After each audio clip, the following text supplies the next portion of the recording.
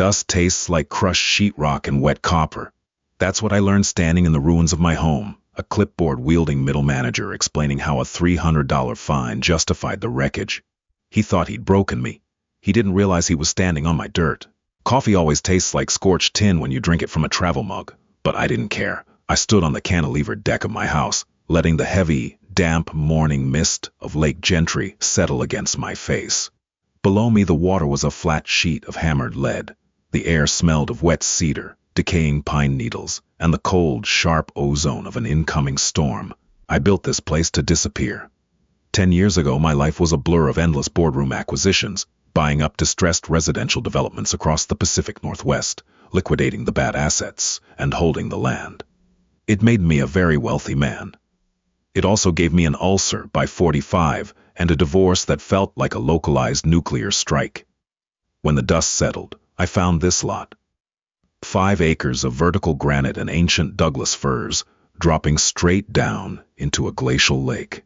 The house was a $5 million monument to isolation, 3,000 square feet of floor-to-ceiling tempered glass, blackened steel, and custom-milled cedar, anchored into the bedrock with massive steel I-beams. The living room hovered 40 feet above the water. When the wind blew hard enough, you could feel a subtle, harmonic vibration through the floorboards. It felt like living on the prow of a very quiet ship. Then, the whine of an electric golf cart shattered the silence. I didn't turn around. I just closed my eyes, feeling a familiar, exhausting ache bloom behind my temples. The cart's tires crunched over the crushed basalt of my driveway. The motor gave a high-pitched sigh and died. "Taylor. Good morning." Richard. Richard was a man whose entire sense of self-worth had been crystallized the day he retired as a regional logistics manager for a mid-tier paper supplier and was elected president of the Lake Gentry Homeowners Association. He wore pastel polo shirts tucked into khaki shorts with a braided leather belt. He always carried a faux leather folio. He had the kind of aggressive, weaponized politeness that made you want to put your fist through a wall.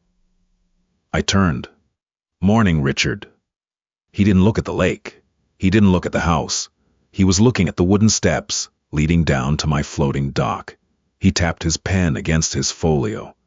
"Just doing my rounds," Richard said, his voice carrying that nasal, sing-song cadence of a man about to deliver a lecture. "I noticed you had the deck restained last week." "I did. Looks a little dark, Taylor. A little rich."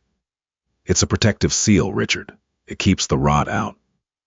Richard sighed, a heavy, theatrical sound. He opened his folio and pulled out a laminated sheet. "The approved covenants, conditions, and restrictions, the CC&Rs, Taylor, clearly state that all exterior wood features must be stained in approved earth tones. We agreed on chestnut. This looks like Cordovan brown." I stared at him. The mist was beginning to burn off, revealing the dark, jagged outline of the mountains across the water. "It's wood-colored, Richard. It's brown. It's the same brown it was 5 years ago."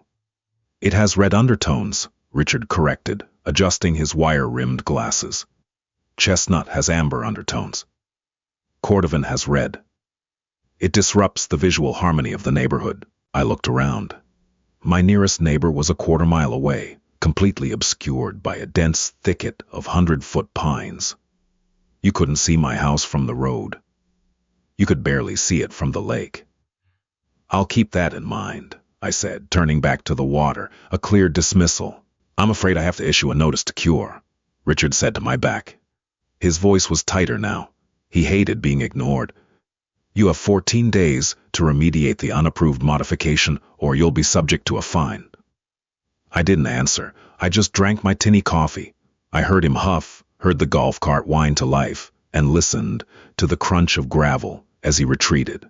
I forgot about it before the cart was even out of earshot. It was a gnat buzzing around a monolith. I had real problems. The holding company was finalizing a massive land swap with the state. My lawyers were demanding my presence in Chicago for a week of grueling depositions regarding an old commercial zoning dispute, and my back ached from a bad mattress in a hotel the week prior. A shade of brown on a deck I barely used was the absolute bottom of my priority list. The first letter arrived in a crisp, white envelope with the HOA crest embossed on the corner. I threw it in the recycling bin without opening it. The second letter arrived a week later.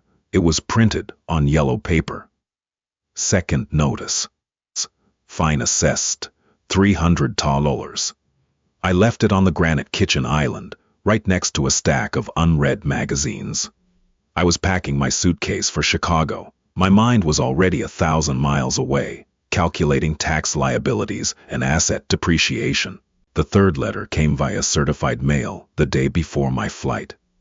I signed for it, tore it open, and skimmed the bold capitalized text. Final warning. Failure to cure will result in HOA-initiated remediation. Costs to be assessed to the homeowner under Section 4, Paragraph B. I tossed it onto the kitchen counter next to the yellow one. Remediation. What were they going to do? Sneak onto my property with a bucket of bleach and a wire brush? I laughed, a short, dry sound that echoed in the empty glass-walled room. I grabbed my suitcase, locked the deadbolt, and drove to the airport. I didn't know I was locking that door for the last time. Hotel rooms in Chicago all smell the same: stale air conditioning, chemical carpet cleaner, and the faint, ghostly scent of 1,000 anxious business travelers. I was sitting on the edge of the bed, rubbing my eyes. My laptop screen cast a harsh blue light across the dark room. It was 4:15 p.m. on a Thursday. Outside rain lashed against the thick glass, distorting the city skyline into a smear of gray and neon. My phone vibrated on the nightstand. The caller ID said, Susan Miller. Susan lived 2 lots down from me. She was a retired ER nurse, tough as leather, who spent her days aggressively gardening and ignoring the HOA. We rarely spoke, but she had my number for emergencies. I picked it up. Susan. Taylor. Her voice was breathless, not just out of breath, hollowed out, the way people sound when they've just watched a car cross the center line. Taylor, you need to come home. My stomach tightened. A cold wire pulled taut behind my ribs. What happened? Did the storm hit early? A tree? No, she said. See, the signal broke up for a second. I could hear heavy machinery grinding in the background. A loud, metallic snapping sound echoed through the phone. Oh, it's the HOA. They brought a contractor, a crew. They had a mini excavator, Taylor. They were trying to get under the deck. To do what? I stood up. My bare feet felt the cold, stiff bristles of the hotel carpet. They said they were power washing the stain off, but the guy driving the machine, he slipped on the mud. He hit one of the steel pillars, the big ones. Silence stretched over the line, only the sound of the rain against the glass and my own pulse drumming in my ears. Susan, I said, my voice dropping to a flat, dead calm. What happened to the house? She let out a ragged sob. It's gone, Taylor. The front half. It just gave way. It slid down the ravine. There's nothing left. I didn't blink. I didn't breathe. I just ended the call, opened my laptop, and booked the first flight back to Seattle. The journey home was a blur of fluorescent lights, recycled cabin air, and the bitter taste of adrenaline burning the back of my throat. I couldn't form a coherent thought. My brain refused to process the image of 3,000 square feet of custom architecture sliding into a muddy gorge. I just focused on the mechanics of moving. Left foot, right foot, gate B12, seat 4A, rental car counter, keys, highway. It was mid-morning by the time I turned onto the winding 2-lane road that cut through the Lake Gentry development. The storm had passed, leaving the sky a bruised, blinding blue. The air was heavy with humidity and the aggressive, sharp scent of ruptured earth. A quarter-mile from my driveway, the road was blocked by a yellow fire engine. 2 local police cruisers were parked diagonally, their light bars flashing lazily in the sun. I parked the rental car on the shoulder and got out. A deputy held up a hand. Can't go down there, sir. Unstable ground. I'm Taylor Vance, I said. No, wait, just Taylor. I'm the homeowner. The deputy's expression shifted. The professional distance evaporated, replaced by a look of deep, uncomfortable pity. He dropped his hand. Go ahead. Chief is down there. I walked down the driveway. The basalt gravel crunched under my dress shoes. The trees parted, revealing the clearing where my house had stood. I stopped. You see pictures of disasters on the news, earthquakes, mudslides, tornadoes, but the camera never captures the sheer, violent physics of it. The way materials are violently separated from their purpose. The back half of the house, the garage, the guest bedroom, was still intact, clinging to the bedrock. But the entire front section, the cantilevered living room, the master suite, the glass walls that looked out over the lake, it was just gone. The main steel I-beam, a piece of industrial hardware thick enough to support a bridge, was twisted like a cheap aluminum can. It had been sheared off its concrete footing. The rest of the house had simply snapped its spine. Splintered cedar planks, shattered tempered glass, and torn sheets of yellow fiberglass insulation were strewn down the 40-foot embankment in a chaotic, brightly colored waterfall of debris. My leather sofa was wedged into the branches of a crushed pine tree. The stainless steel refrigerator lay upside down in the mud, its door sprung open, exposing spilled milk and shattered condiments. I walked closer, stepping over a jagged piece of drywall. The smell was overpowering. It wasn't just dirt and pine. It was the smell of a house's internal organs exposed to the air. Ruptured PVC pipes leaked a sharp, chemical odor, sawdust, stale air from the ductwork, the metallic tang of severed electrical wires. I stood at the edge of the jagged precipice, looking down at the $5 million of wreckage. I didn't scream. I didn't fall to my knees. The human brain is a funny mechanism. When presented with a trauma too massive to decode, it shuts off the emotional circuits and hyper-focuses on the mundane. I looked down at my feet. Lying in the damp grass, perfectly intact, was a white ceramic coffee mug. The one I had been drinking from when Richard first complained about the deck. I bent down, picked it up, and brushed a smear of mud off the rim. The ceramic was cold. Mr. Vance? Wait. The prompt said, "No, Vance. Let's rewind." Taylor. I turned. Richard stood at the edge of the police tape, a safe distance from the unstable ground. He was flanked by a very pale, very terrified-looking man in a neon yellow high-visibility vest. Richard wasn't wearing his pastel polo today. He wore a crisp, white, button-down shirt, and he was holding the clipboard. I walked toward him. The mud sucked at my leather shoes, ruined them, but I didn't care. I moved with a slow, deliberate, measured pace. The air around me felt thick, like walking through deep water. "Taylor," Richard said as I approached. His voice lacked its usual sing-song arrogance. It was tight, defensive. His eyes darted nervously between my face and the catastrophic crater behind me. I can't express how unfortunate this is. It's a tragedy." I stopped 3 feet from him. I looked at the man in the vest. The name Gary's Property Maintenance was printed in peeling letters on his chest. Gary looked like he was about to vomit. "What happened, Richard?" My voice didn't sound like my own. It sounded like an old recording played through a bad speaker. Richard swallowed hard, his Adam's apple bobbing above his collar. He immediately raised the clipboard like a shield. "We followed standard protocol, Taylor.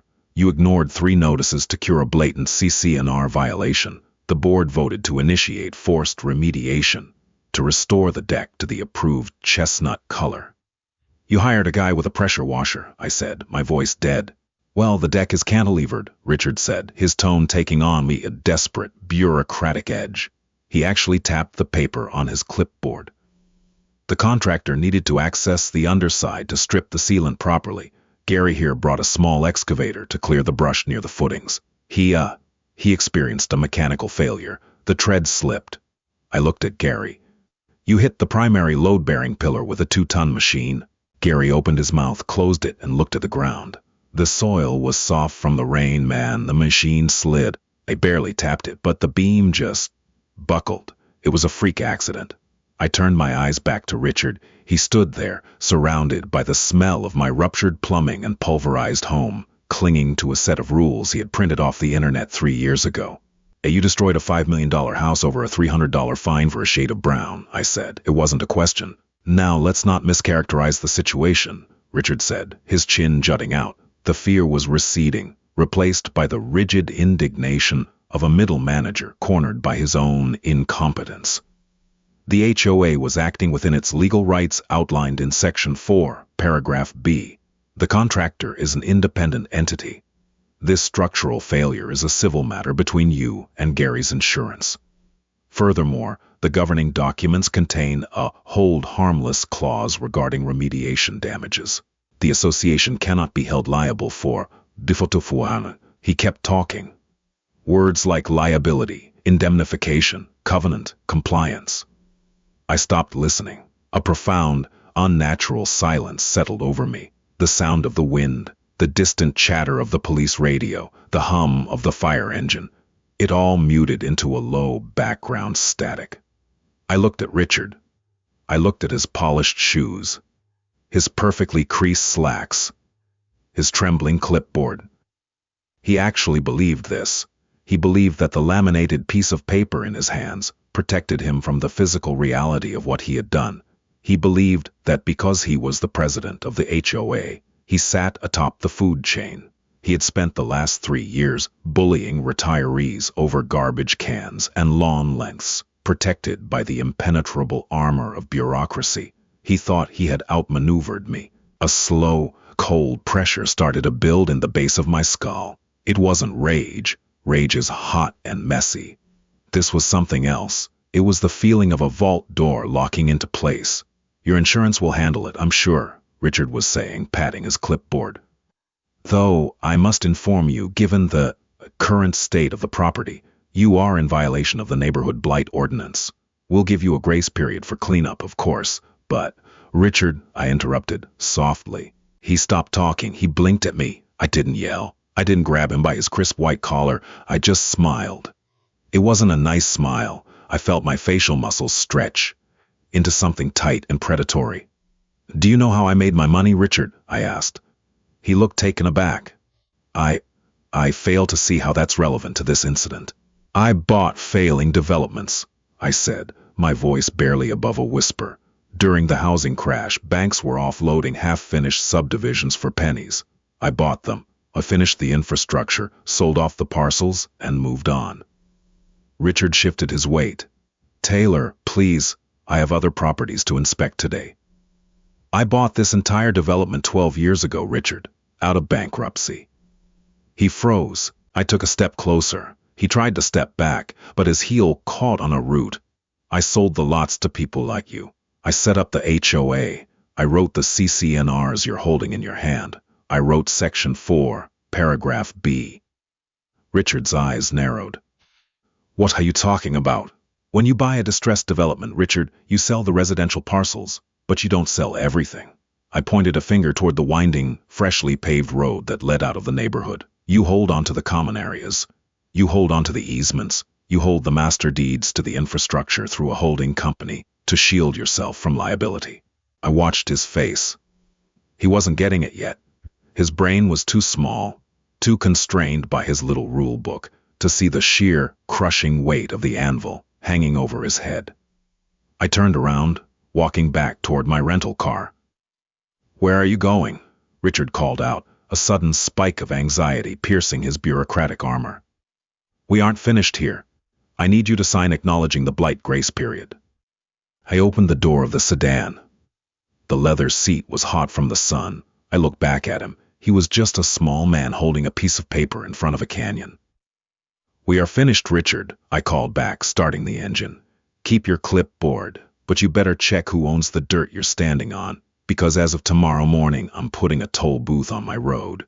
Rain slashed against the floor-to-ceiling glass of my lawyer's downtown office, blurring the Seattle skyline into a smudge of gray grease.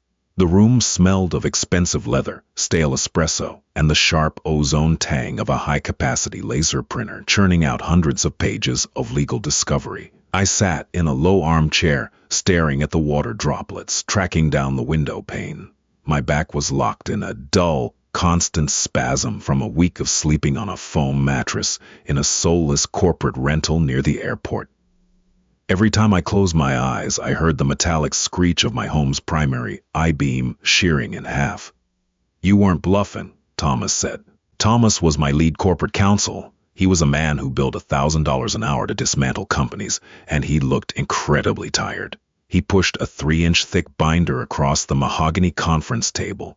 The gold foil lettering on the spine read, Apex Holdings LLC, Master Deeds and Easements. I didn't touch the binder. Explain it to me so I know we are bulletproof. Thomas sighed, taking off his glasses and rubbing the bridge of his nose. When you bought the Lake Gentry development out of receivership 12 years ago, the residential parcels were subdivided and sold. But Apex Holdings retained ownership of the subterranean utility easements, and crucially, the private road network. The HOA has a perpetual right-of-way for residential ingress and egress. That means homeowners can drive to their houses. But not commercial traffic, I said, my voice flat. Exactly, Thomas nodded, a grim smile touching the corner of his mouth. The CC&Rs drafted by the HOA never codified a commercial easement. They assumed the roads were municipal. They aren't. They are private property owned by your holding company. Delivery trucks, contractors, landscapers, garbage collection. None of them have a legal right to touch that asphalt without your explicit permission. And the gate. The physical gate is owned by the HOA, Thomas explained, tapping a diagram in the binder. But the land immediately preceding the gate, a 40-foot stretch of asphalt connecting to the county highway, is yours. I finally looked away from the window. The cold pressure in the base of my skull, the vault door that had locked into place standing in the mud of my ruined living room, was completely sealed now. There was no anger left. Only mechanics. Only the cold, frictionless gears of leverage. Put up the toll booth, I said. 3 days later, a diesel flatbed truck backed up to the pristine, stone-pillared entrance of the Lake Gentry community.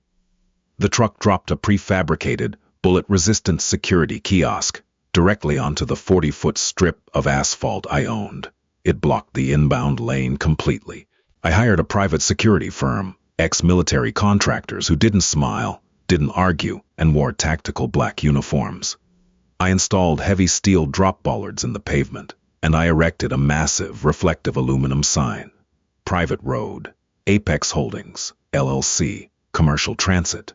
Fee, $500 per entry, no exceptions. Credit cards accepted. The squeeze was not a sudden explosion. It was a slow, agonizing strangulation. Upper middle-class life relies on a constant, invisible umbilical cord of services. When you sever it, the veneer of civilization rots surprisingly fast. The first casualties were the Amazon vans, faced with a $500 entry fee to deliver $40 worth of coffee pods and yoga mats. The drivers simply turned around, marking every package in the neighborhood as undeliverable. Access denied. Then came the landscapers. The fleet of trucks hauling zero-turn mowers and leaf blowers hit the checkpoint, argued with my security guards for 10 minutes, and left. The manicured lawns of Lake Gentry began to look feral within a week, but the real breaking point was the garbage. The county sanitation trucks were commercial vehicles. They hit the toll booth on a humid Tuesday morning. The security guard tapped the sign. The driver called his dispatcher. The dispatcher looked at the legal injunction my lawyers had already filed with the city, and the trucks backed out. By day 12, the July heat baked the neighborhood.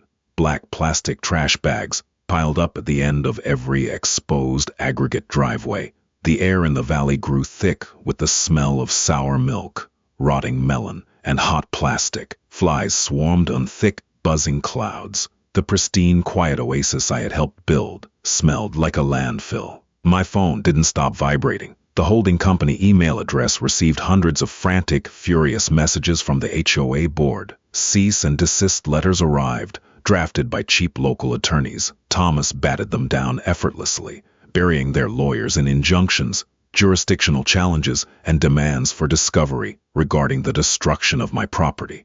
I didn't read the emails. I sat in my beige rental apartment eating cold pad thai from a styrofoam container. I thought I would feel triumphant. I thought watching them choke on their own bureaucracy would fill the massive gaping hole where my sanctuary used to be. It didn't. I just felt hollow. I drank cheap scotch that tasted like iodine, staring at a blank wall, missing the smell of wet cedar and the feeling of the house vibrating over the dark water. I missed my quiet. I had weaponized my wealth to destroy what a small man's kingdom. But I was still sleeping on a bad mattress, and my house was still broken lumber in the mud. On the 18th day of the blockade, the HOA broke. The notification came through Susan. She called me at 6 in the evening. Her voice was strained, but there was a sharp edge of vicious satisfaction in it. "They're holding an emergency meeting tonight," she said over the phone. The line crackled. "At the clubhouse. It's a bloodbath down here. People have maggots in their recycling bins. A guy down the street couldn't get an emergency plumber in for a burst pipe because of your toll booth. His basement is flooded. They are going to tear the president apart." "What time?" I asked. 7. "You comin'?" "Yes," I said. "I think it's time to collect the toll." The community clubhouse was a sprawling, faux craftsman building overlooking the communal tennis courts. Normally, it smelled of chlorine from the indoor pool and lemon-scented floor wax. Tonight it smelled of anxious sweat, damp wool, and sour desperation. I parked my rental car outside and walked through the double-glass doors. The main hall was packed. Over 200 people sat in folding metal chairs, their faces tight with exhaustion and rage.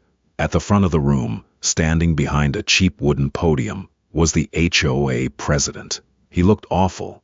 The crisp, weaponized politeness was entirely gone. His pastel polo shirt was rumpled and stained with sweat under the arms. His face was gray, his eyes darting frantically across the crowd.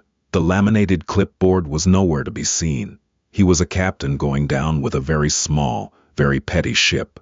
"We are pursuing all legal avenues to lift the illegal blockade," he was saying into the microphone, his voice echoing shrilly off the vaulted ceiling. "The board has authorized emergency funds to retain secondary counsel, and we anticipate a judge will grant our injunction by—" "You said that last week," a man in the third row shouted, standing up. His face was purple. "My elderly mother couldn't get her medical supply delivery. They turned the oxygen truck away at the gate. You told us this guy was just some deadbeat homeowner who didn't paint his deck." "He's holding us hostage," a woman yelled from the back. "Pay the damn fee and get the garbage trucks in here. The whole neighborhood smells like a dumpster." "We can't pay the fee," the president cried, his voice cracking into a pathetic, reedy whine. "He's charging $500 per vehicle. The sanitation company sends 4 trucks. Landscapers send 20. The daily cost is astronomical. The HOA reserve fund is already depleted from retaining the lawyers to fight his holding company." "Then resign," someone else screamed. "You caused this, you and your stupid power trip over a shade of brown." I stood at the back of the room, leaning against the cold drywall. I watched them tear each other apart. These were doctors, dentists, middle managers, and retirees. People who had spent their lives insulating themselves from the harshness of the world, suddenly confronted with a wall they couldn't buy their way through. I pushed off the wall and started walking down the center aisle. My shoes clicked against the hardwood floor. The sound was quiet, but in the chaotic, screaming room, it somehow cut through the noise. People turned to look. A ripple of silence spread from the back of the room to the front, like a wave moving across a dark, bay lake. By the time I reached the front row, the hall was dead quiet. The only sound was the hum of the vending machine in the hallway. I looked up at the podium. The president stared down at me. His hands were gripping the edges of the wooden stand so tightly his knuckles were white. He looked terrified. He looked exactly like what he was, a man who had kicked a sleeping dog, only to discover it was a wolf. "Taylor," he whispered. The microphone picked it up, broadcasting the tremor in his voice to the entire room. I didn't correct him. I didn't care what he called me anymore. I walked up the 3 short steps to the stage. He shrank back, abandoning the podium. I didn't take the microphone. I didn't need it. The silence in the room was absolute. I looked out at the crowd. I saw Susan in the second row, nodding slowly. I saw the man with the flooded basement. I saw fear, and I saw anger, but mostly I saw exhaustion. 3 weeks ago, I started, my voice low, carrying easily in the quiet room. My home was destroyed, not by a storm, not by an act of God. It was destroyed because a man with a clipboard decided he needed to enforce a rule about the color of a piece of wood. I paused, letting the reality of that statement hang in the stale air. My house cost $5 million to build. It was an engineering marvel. It was my sanctuary. It is now a pile of shattered glass and splintered cedar at the bottom of a ravine because of a $300 fine. I turned my head slowly, locking eyes with the president. He flinched. "You want the blockade lifted," I said to the crowd. "You want your garbage collected. You want your Amazon packages. You want the smell to go away. What do you want?" the purple-faced man in the third row asked. His anger was gone, replaced by a whiff of resignation. "I don't want money," I said. "Your HOA insurance caps at $2 million for liability. That doesn't even cover the foundation work to rebuild. Your reserve fund is empty. Suing you individually would take 10 years and yield nothing but misery. I have enough money. What I want is the eradication of the system that allowed this to happen." I reached into the inner pocket of my jacket and pulled out a single sheet of paper. I laid it on the podium. "This is a legally binding settlement agreement," I said. Clause 1. The Lake Gentry Homeowners Association is immediately and permanently dissolved. All CC&Rs are voided. Nobody tells anyone what color to paint their deck, where to park their cars, or what kind of mailbox they can own ever again. A murmur rippled through the crowd. Some of it sounded like shock. Most of it sounded like relief. Clause 2, I continued, cutting through the noise. The current president of the board resigns his position immediately. Furthermore, he will list his property for sale within 30 days, and he will vacate the neighborhood. The president let out a strangled gasp. You can't force me to move. That's extortion." I didn't look at him. I kept my eyes on the crowd. Clause 3. If these conditions are met and this document is signed by a majority quorum of homeowners tonight, Apex Holdings LLC will immediately deed all private roads, gates, and utility easements to the county. The toll booth comes down tomorrow morning. The garbage trucks come in. Your lives go back to normal. I stepped away from the podium. I looked at the sheet of paper. Then I looked at the man who had ruined my peace. "Or," I said softly, the vault door in my mind fully sealed, "you don't sign. The HOA remains. He stays in charge. And the toll goes up to $1,000 a day. Your choice." I walked down the steps. The room erupted. It wasn't a debate. It was an execution. The crowd surged toward the stage. Homeowners were screaming for pens. The president was backed against the wall, trying to shout over the din, quoting bylaws and indemnification clauses that nobody cared about anymore.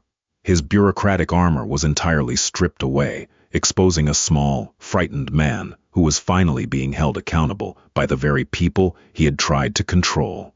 I didn't stay to watch him sign it. I didn't need to. I knew the geometry of human desperation. They would throw him to the wolves to save themselves. I pushed through the glass doors and walked out into the cool night air. The rain had stopped, leaving the asphalt slick and reflective under the streetlights. I got into my rental car and drove. I drove past the toll booth where the tactical guards gave me a brief nod. I drove down the winding, tree-lined road, past the piles of garbage and the overgrown lawns. I parked at the end of my crushed basalt driveway and walked through the dark pines.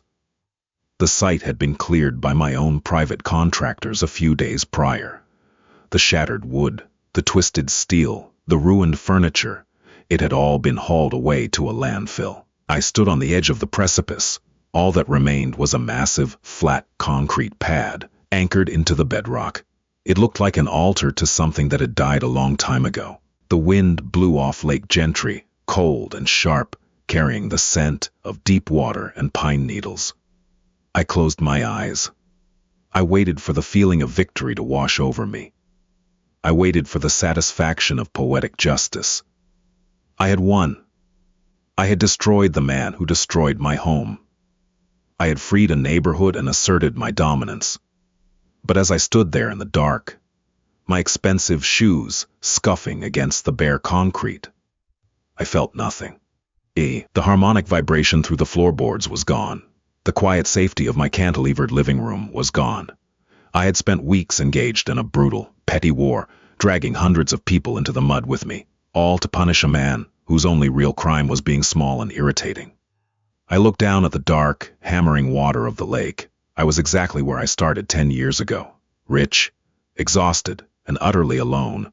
Dust still tasted like crushed sheetrock, and no amount of leverage was ever going to build it back. Love this story of absolute petty revenge. Sometimes the quietest guys hold the biggest cards. If you felt the satisfaction of watching that HOA crumble, hit the like button right now. Leave a comment below telling me the craziest HOA story you've ever experienced. I read every single one. Don't forget to subscribe and ring the bell so you never miss a new story. We post deep, dramatic stories just like this every week. See you in the next one.